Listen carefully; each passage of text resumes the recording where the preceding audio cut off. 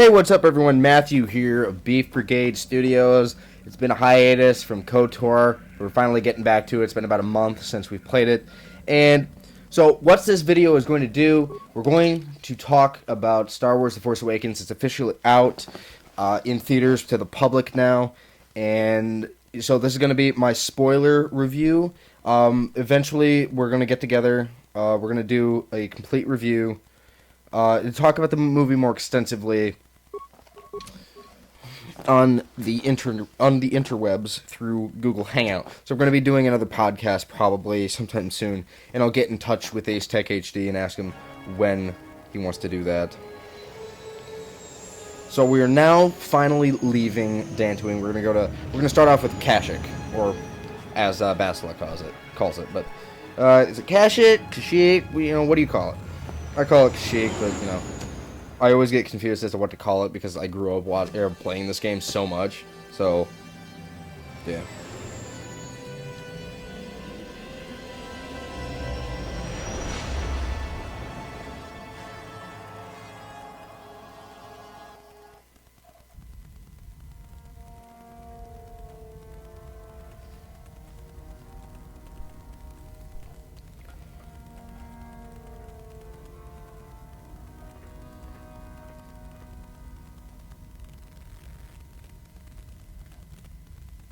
Lord Malak, the Star Forge is operating at 200% capacity, far beyond our expectations. I am more interested in the young Jedi Bastila and her battle meditation. Have you learned how she escaped the destruction of Taris? She was aided by Karth Onasi, a decorated war hero of the Republic and a legendary soldier. During the Mandalore Wars, he was honored many times for his bravery. You know this man? Yes, Lord Malak. He served under me when I still followed the Republic. You could say I was his mentor. Interesting. How did you acquire this information, Admiral? An eyewitness, Lord Malak. Calo Nord, a bounty hunter, was there when Bastila and Karth escaped the planet.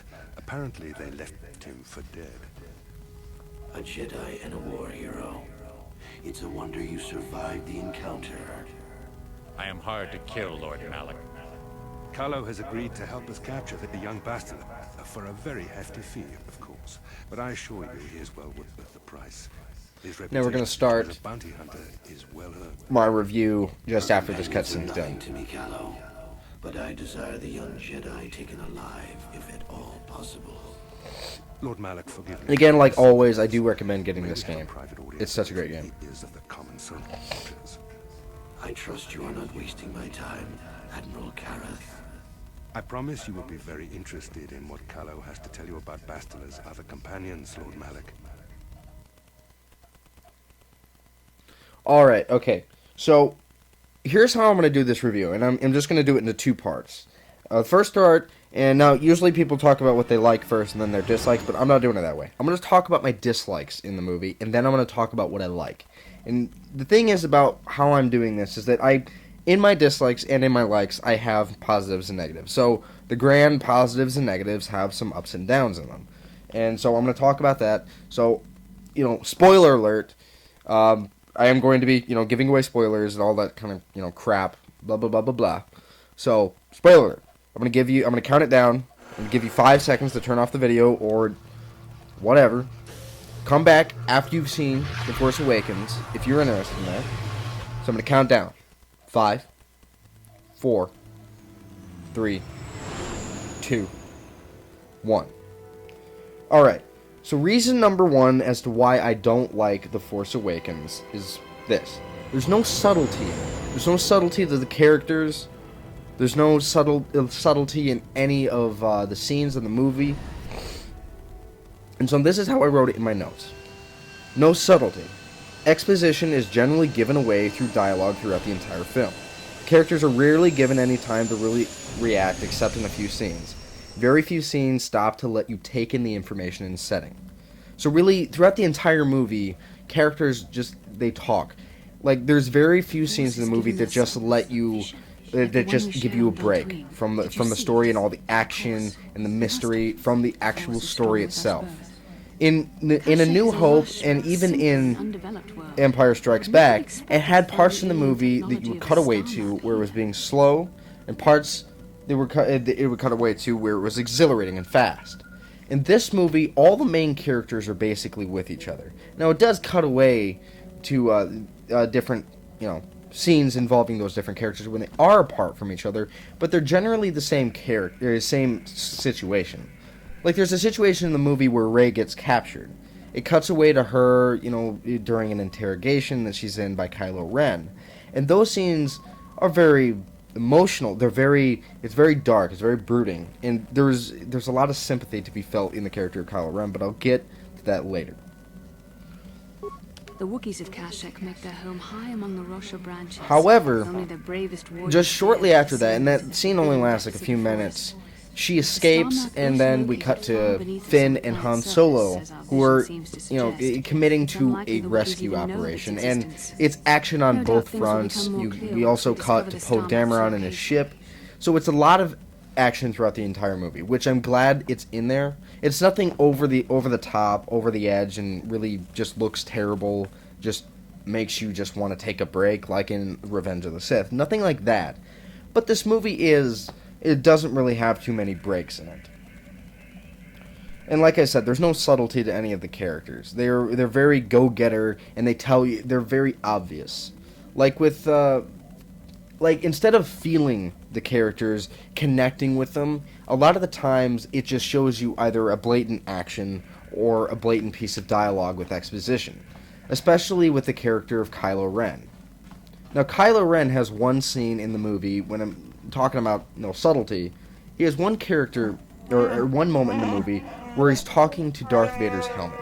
And we find out one very important piece of information around that time in the movie. But when he's talking to this, but prior to this moment, you feel like Kylo Ren's a complete badass. You feel like he's completely dark and evil, and you totally understand that. Or not understand, but you feel it. It's what's portrayed to you. But in this scene, he all of a sudden gives away this little piece of information that says, "I feel the pull of the light side back to me. Give me the strength to be dark and embrace the darkness." And, generally something like that.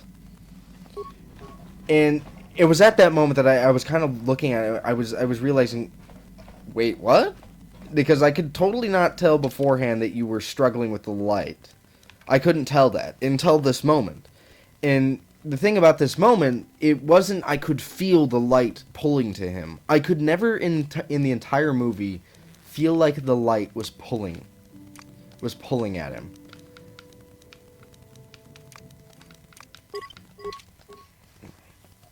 I just felt like when he said that is when you knew. And you didn't see his expression because he wears the helmet the entire time.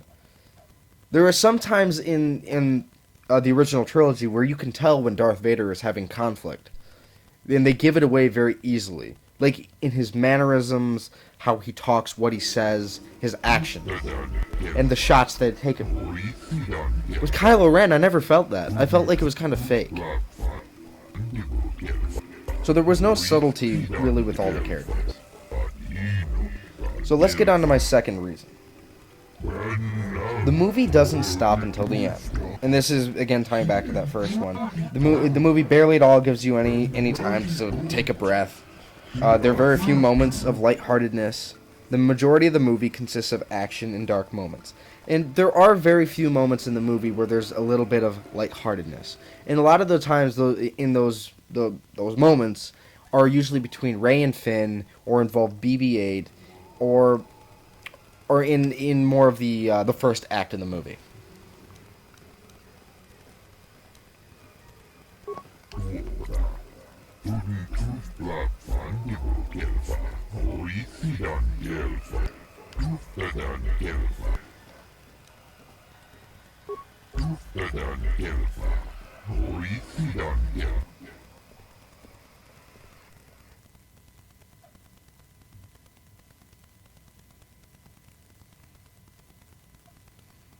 You have no choice but return to the Ebon Hawk. That's crap.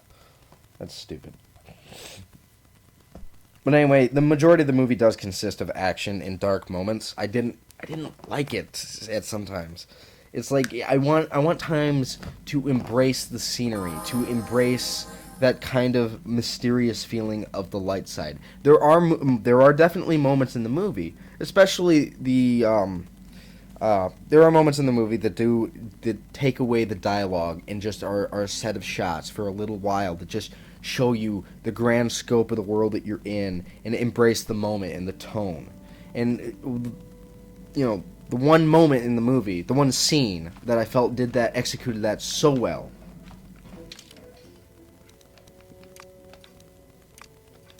Whoop. I don't want them. The one scene that I felt did that the best was when you meet Luke.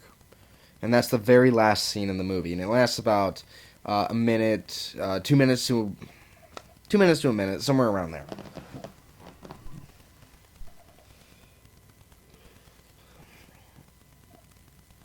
Getting on to number 3, the humor can sometimes overtake the movie. Humor can be good in some cases, but there are moments in the movie where the audience should take in the tone and set up only to be jolted by a one-liner, joke, or humorous moment. This isn't bad in the film, but slightly overdone. And I do feel like that. There are some parts in the movie, especially there's a joke that... I know that there's some people actually like this joke, but it was the one-liner by Poe Dameron to Kylo Ren in the very, very beginning of the movie. And Poe Dameron gets captured, and there's this dark silence, and it felt this brooding moment with Kylo Ren, and it just gets broken by Poe Dameron making a joke. I didn't laugh too much in this movie. There are some things I giggled at, or chuckled, or whatever. Just kind of laughed, smiled, smirked, but I never full out just burst out laughing. There were definitely moments that were really funny, but other people, I felt that a lot of the other people in the theater were enjoying the humor in the movie a little bit more than I was. So that's probably a personal part on my, personal thing. You might actually enjoy the humor in the movie.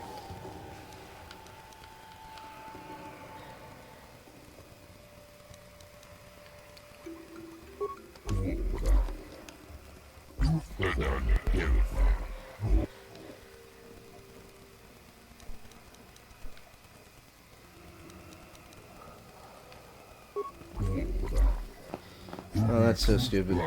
This is such a stupid thing. So you might actually like the humor in the movie.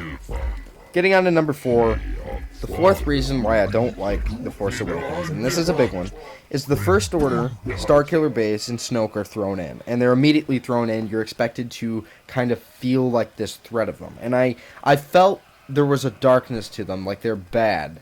Especially during the first few shots of the movie, which it throw you in very quickly. But you always question as to where they came from. And I felt like that's kind of a bad question to ask, is that obviously you're not going to know where they came from, but I feel like there should be some kind of a feeling that they've been there. Like, it just feels very thrown in. Like, wait, what? What's going on here? Who are these guys? What the fuck is going on?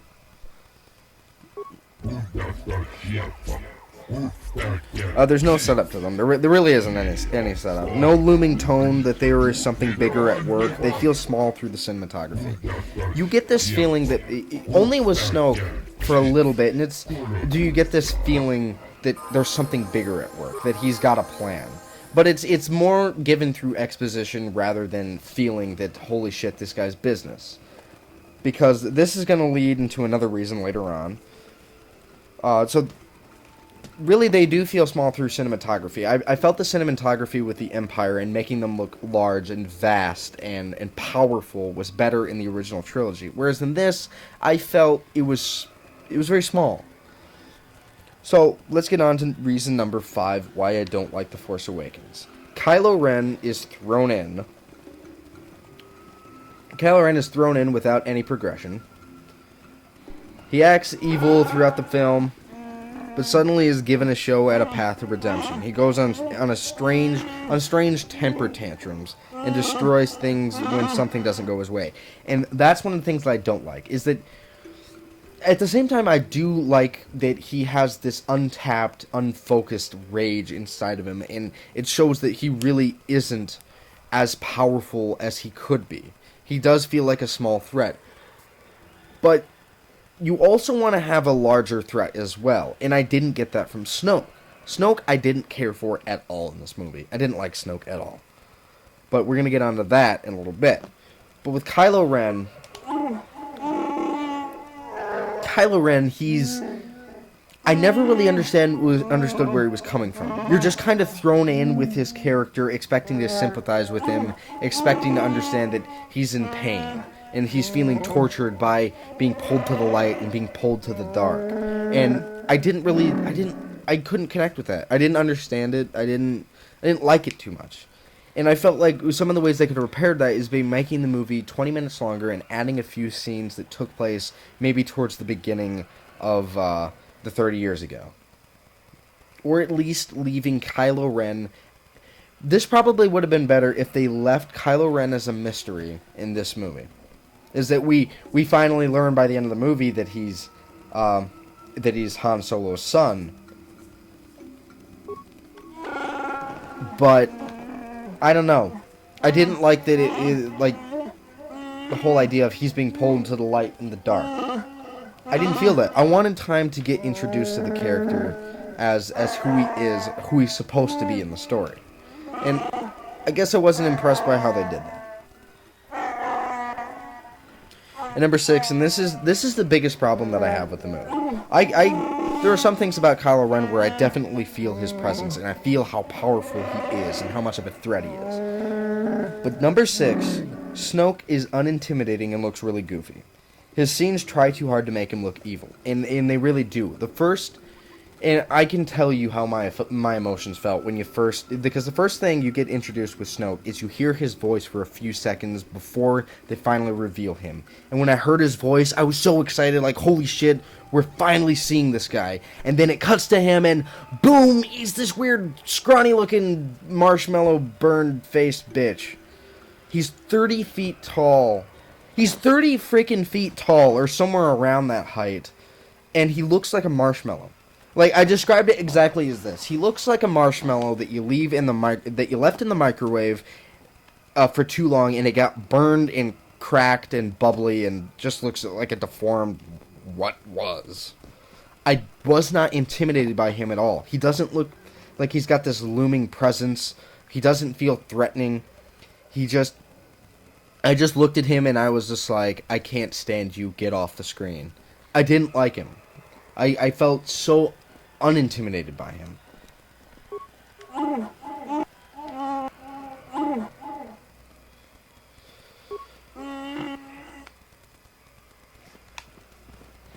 Oh, well.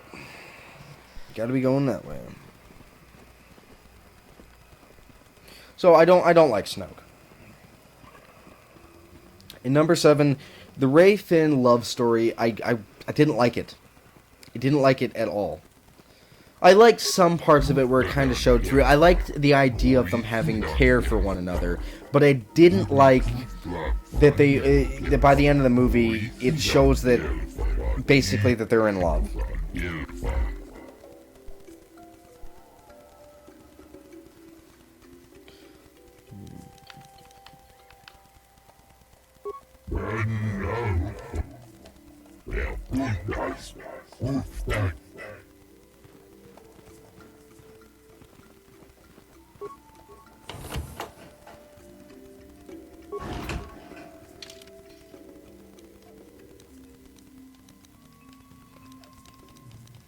Alright, we're just gonna level up the character. Who was that?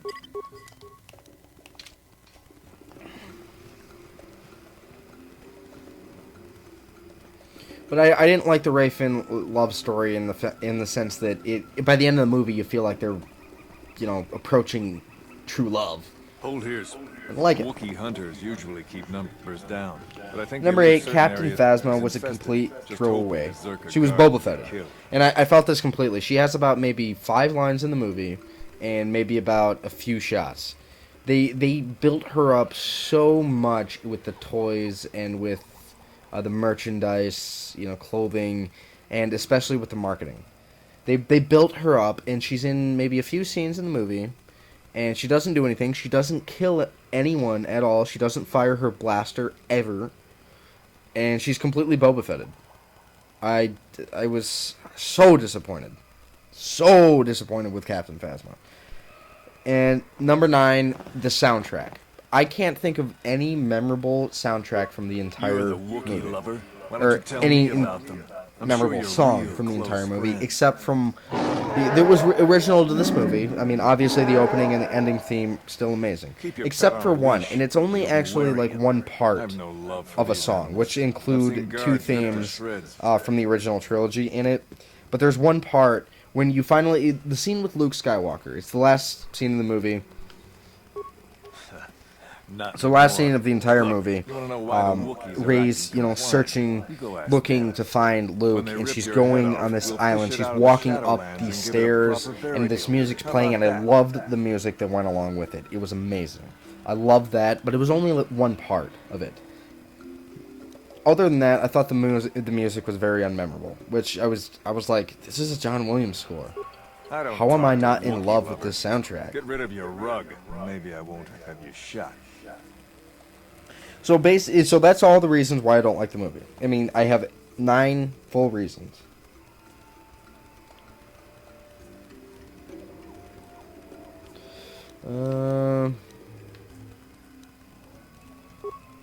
I won't stop you, but you leave this area at your own risk.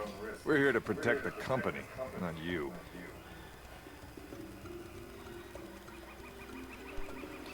All right. So where we go? Oh.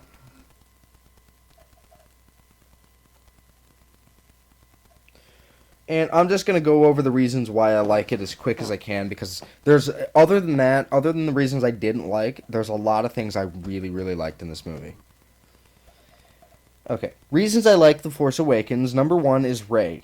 And I loved her character development. I love the very first scenes that we have with her in the movie. And I love every single bit of it. And I'm actually even going as far as to say that she's one of my favorite Star Wars characters ever. And she's very likable. You can feel that she's just thrown into a world she doesn't understand. That you sympathize with the fact that, you know, she doesn't have her family. She's searching for a family. And I really love that. The only thing that I can say I didn't love was her progression to the Force. It felt a little, I guess, forced.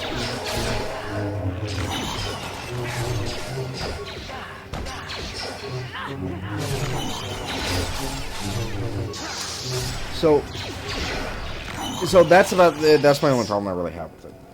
Is that her introduction to the Force felt forced. The only thing that they really say about it is that they allude to the fact that Luke trained her for a little bit, so she does have knowledge of the Force. She's just forgotten up until she uses it. So there's that. Number 2, Finn has a strong introduction and a great conclusion. But the things that I don't like about him is that he felt very average throughout the middle of the movie. He does have moments in the movie that are very compelling. Like he wanting to go out and search for Rey. I like that. It really showed some really care between the characters. So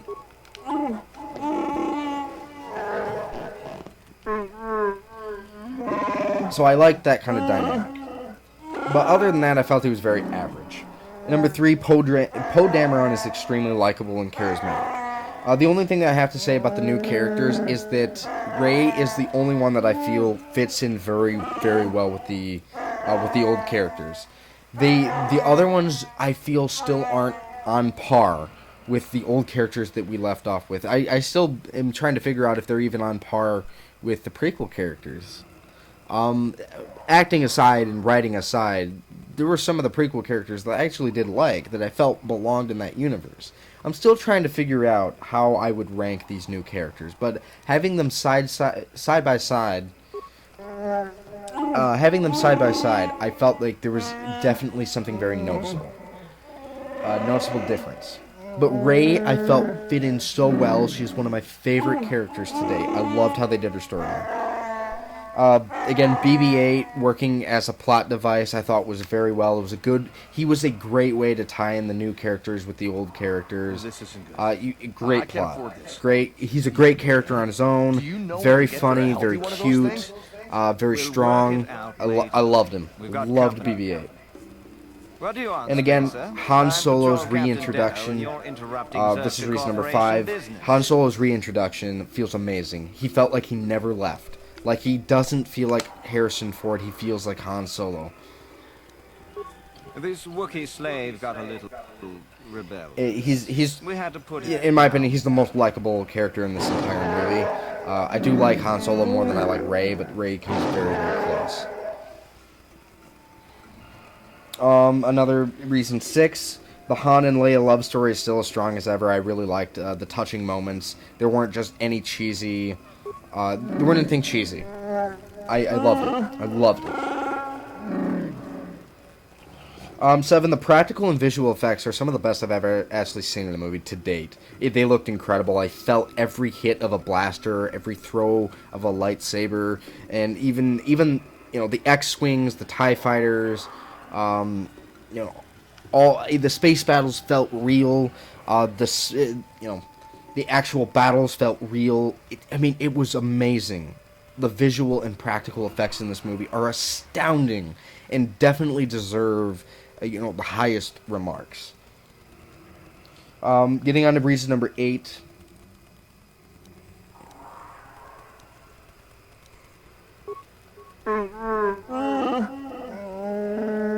Getting on to reason number 8.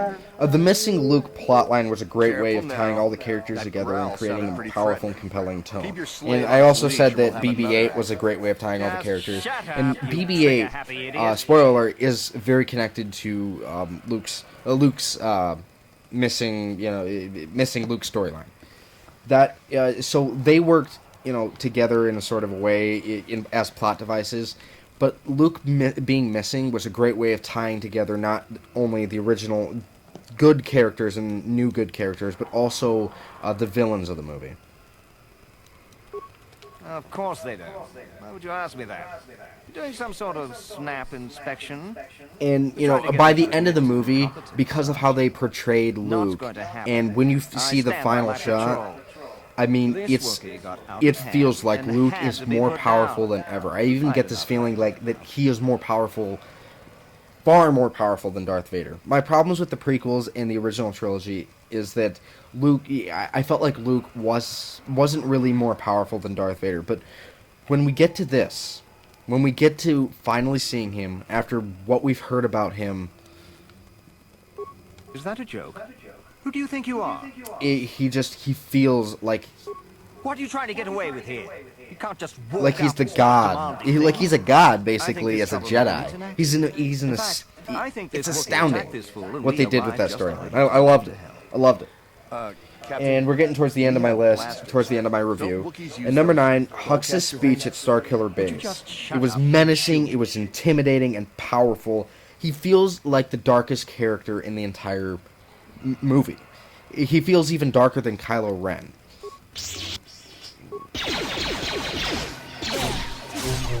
You shall fall. He feels darker than Kylo Ren, but it's weird because they portray him as if he's this character that's completely convinced by what he's fighting for, and it was so good. I loved it.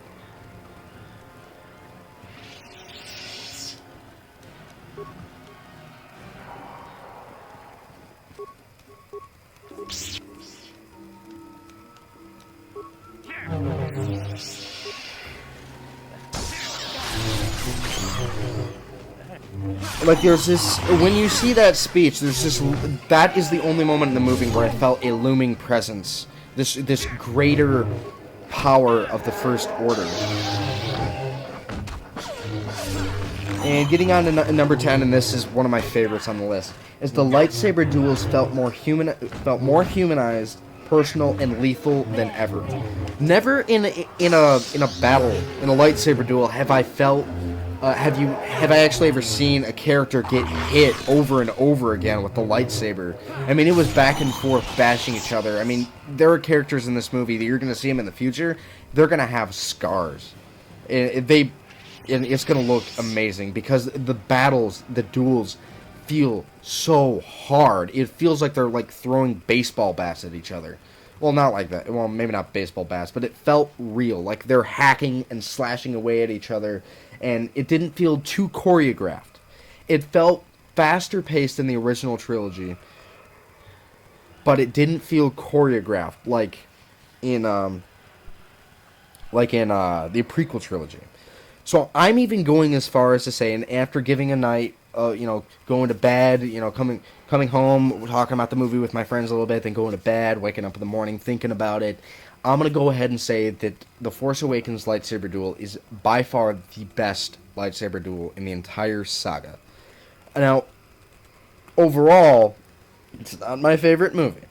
It still doesn't beat The Empire Strikes Back, in my opinion. So, my final rating for The Force Awakens is going to be an 8 out of 10. But here's the thing, I'm still not entirely sure if I put it above A New Hope or under it. But I definitely think that this movie is better than Return of the Jedi. I do have a lot of problems with it, but those problems can be easily overlooked, and you can enjoy the hell out of this movie. My only few problems with the movie are Snoke and the fact that this movie does not feel standalone. Is that there are a lot of questions by the end of the movie, and you really feel like this is just an installment in a saga. What I felt about the original trilogy is that A New Hope felt very standalone. Even The Phantom Menace felt very standalone. But this movie feels like it's a piece of a puzzle, and you have more questions than ever before.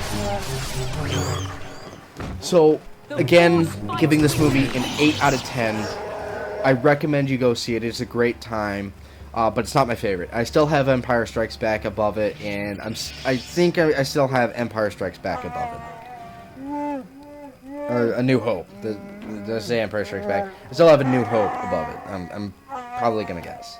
I'm gonna rank it below it, but it is better than Return of the Jedi. Return of the Jedi I felt was very slow at times, and I felt like there were some things definitely holding it back. So again, definitely check it out. So now we can get into KotOR. Now that my review is officially over for The Force Awakens, we can focus on this game.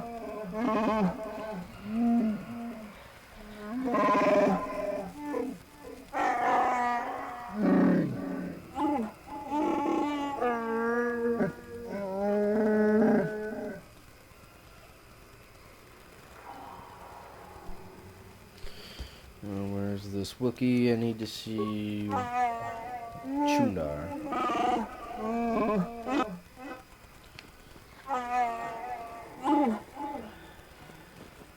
Oh. What are you talking about? I'm not going that way, you moron! Stop me for no damn reason. I think it's this way? Is it this way? Or is it this way? I think it might be this way. I'm gonna guess it's this way. Yep, it's this way.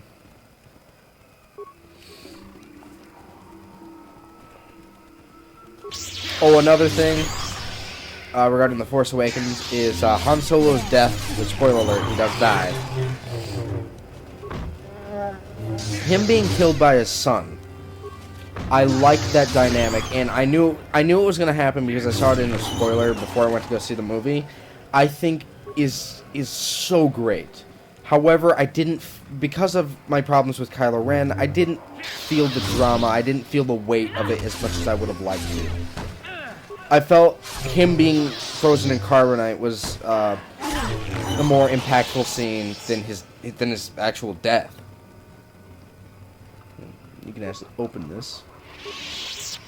But the one thing that I like about this is that we finally get to fully realize something that was in the original trilogy.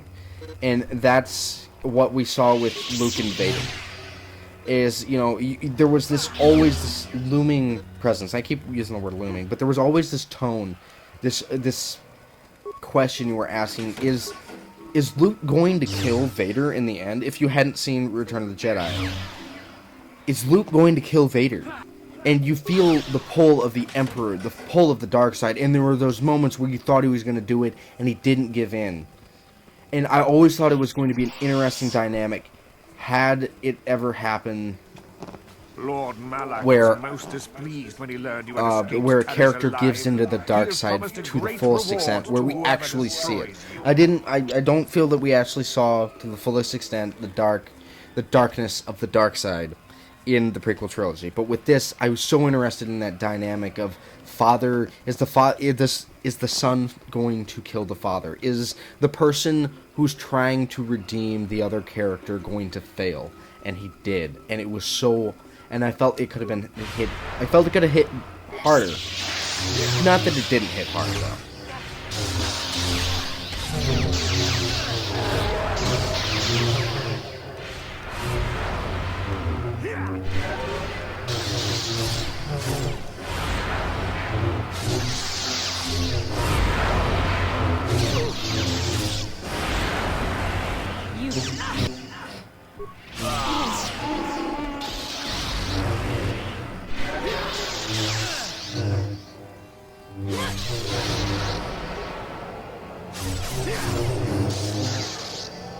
Yeah, this is one of the annoying things about this game.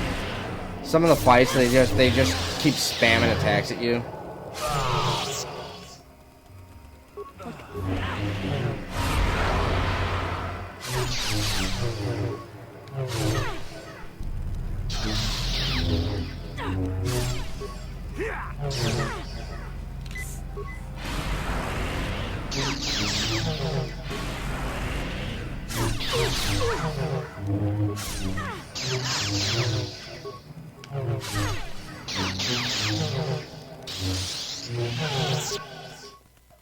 Yep. Honestly, I wasn't really too focused on that fight. I really didn't give a shit. Like, wow, though. I hope I don't have to go back too far. I probably will have to go back quite a bit of ways. But, you know, it's whatever. Anyway, though, so my review is over, and we have played a little bit of this game. So I'm going to cut off this live stream right here. We're going to get right back to it in just a little bit. Again, thank you for watching. I hope you guys continue watching this live stream series with me. And we got set back to the beginning of the map. So we're going to have to go through that again in the next live stream. But it's alright. We'll make it through. So again, I hope you guys watch the rest of this live stream series. We're starting it back up again, so you know, I'm looking forward to completing this finally. It's been like a month since I played this game, and I hope you guys enjoyed the review. And I hope it kind of makes you think about this movie. I hope people aren't like drinking the Kool-Aid on this. They're not like completely getting drawn in. With their expectations, thinking that this movie is great when they might actually have some problems with it. So I'm hoping that people are actually being honest with this. I give it an 8 out of 10. So thank you for watching. Don't forget to like, comment, and subscribe. Let me know what you guys thought of The Force Awakens, if you have seen it. And also let me know what you guys think of Star Wars KotOR. Thank you for watching. Goodbye.